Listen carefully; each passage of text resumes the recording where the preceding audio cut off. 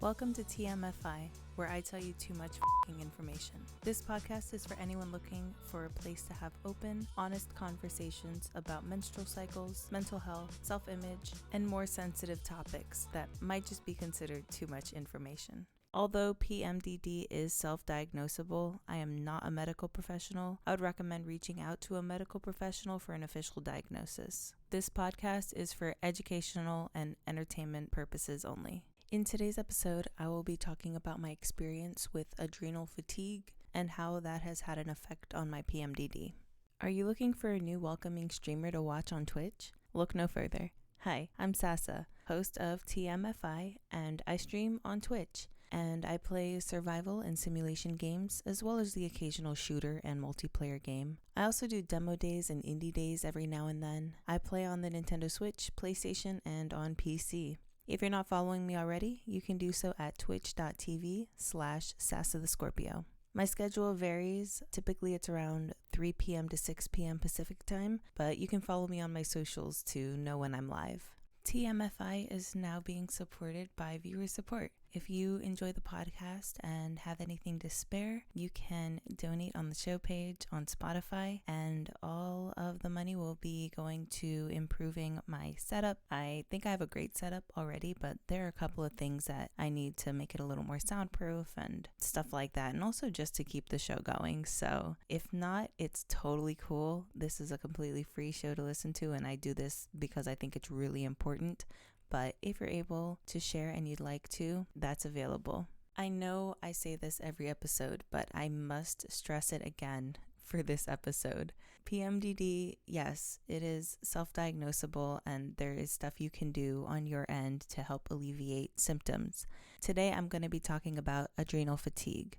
Adrenal fatigue is not self-diagnosable. I do not think you should listen to this episode and listen to the symptoms I have and diagnose yourself with adrenal fatigue, because adrenal fatigue could also be so many other things. I know specifically that it's what I have because of tests that I've had done. So please, if you think you have this, please reach out to a medical professional and have testing done. I do not want anybody to take this episode as medical advice. This is just a coincidence of mine, and I just wanted to share my experience with all of you. Adrenal fatigue is something I'd never heard of until years into my PMDD journey. This is probably because the term adrenal fatigue isn't something that's conventionally used by traditional doctors. Some even say it's not real. According to WebMD, the term adrenal fatigue was coined in 1998 by James Wilson, PhD, a naturopath and expert in alternative medicine. He describes it as a group of related signs and symptoms, a syndrome, that results when the adrenal glands function below the necessary level. When under stress, the body's natural response is to release hormones like cortisol and adrenaline. You may have heard the term fight or flight, increase in heart rate and blood pressure in response to stressful situations. What happens when you go through non-stop or long-term stress? Your body burns out because all of the cortisol you're producing, resulting in adrenal fatigue. Now, I am not going to talk about this from a diagnosing standpoint.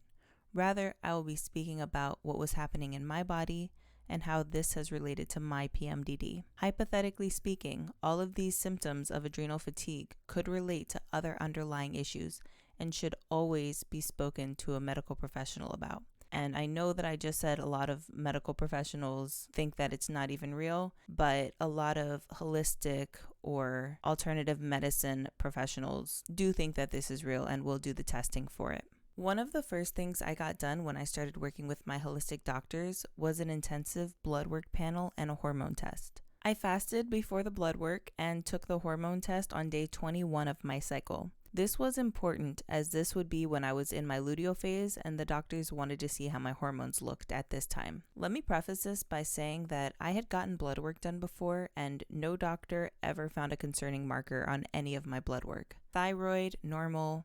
Blood sugar, normal. The only mark I've ever had on my blood work was my vitamin D. I've been vitamin D deficient for a majority of my life. There was a period of time where I was being prescribed supplements, but my doctors never did any kind of follow-ups to see where my levels were at, and I just became discouraged. So I stopped taking the supplements when they ran out, and the cycle continued.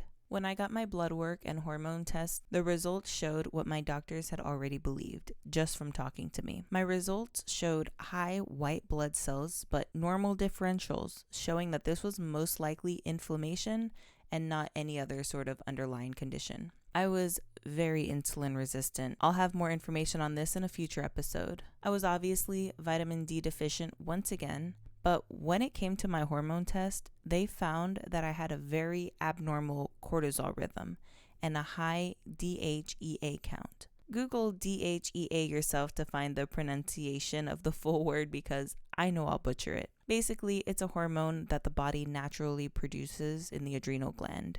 This helps to produce hormones such as testosterone and estrogen, obviously very important in the reproductive system. Cortisol is another very important hormone that plays a factor in everyday life.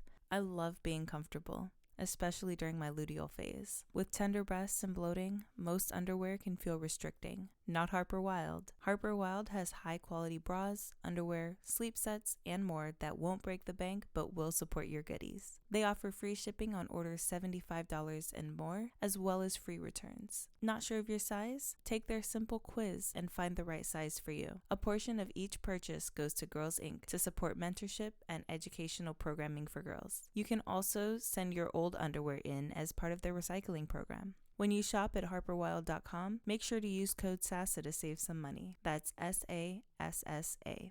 So how did I feel? Well, some of the symptoms I experienced were fatigue, body aches, lightheadedness, hyperpigmentation, poor stress response and mood regulation, sleepy in the morning and alert in the evenings, brain fog, overusing stimulants, coffee, alcohol, drugs, decreased libido, and weight gain. All of these things were exacerbated in my luteal phase. Why does it happen and how do I solve it? Long-term chronic stress is mostly to blame when it comes to adrenal fatigue. Adrenal fatigue is not something that's solely related to PMDD.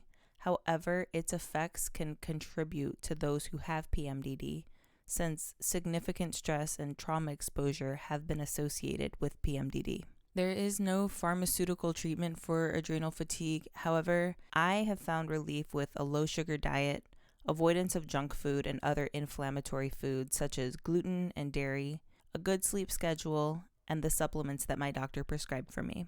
I will say I think the supplements have had a huge part in my recovery and just how I manage my PMDD because the symptoms don't just go away. Of course, I do feel better. I feel a lot better. I am still struggling with a lot of the adrenal fatigue things because my stress, I still haven't been able to get under good stress management. So my stress levels have still been pretty high.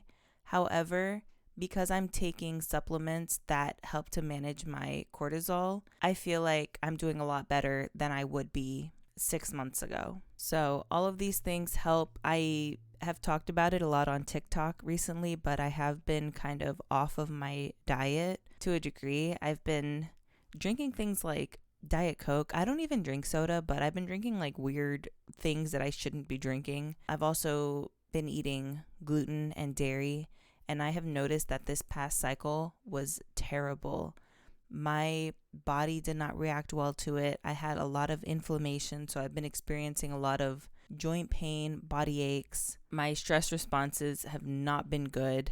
I've been getting really overwhelmed. I have not been able to get up and go to the gym the same as I was a few months ago when I was strictly using my diet. So it's definitely a sign for myself that I need to get back to what I know and what was helping me, because I can obviously see the difference of when I'm not doing those things and how that affects me and my body and my cycle.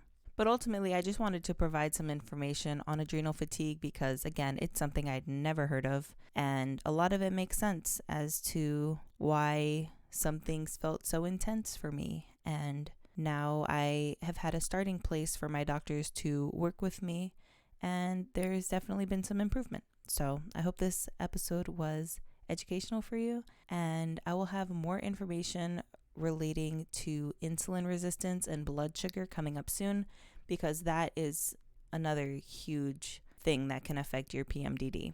If you or someone you know struggles with PMDD, follow the podcast social media accounts at TMFI Cast on Instagram and Twitter. There, I post memes and resources relating to PMDD. Feel free to interact and let me know what you want to hear on the show. If you want to see what I'm doing outside of the show and how I'm healing through spirituality, food, and the arts, follow me on my social media accounts at Sassa the Scorpio. That's SASSA the Scorpio.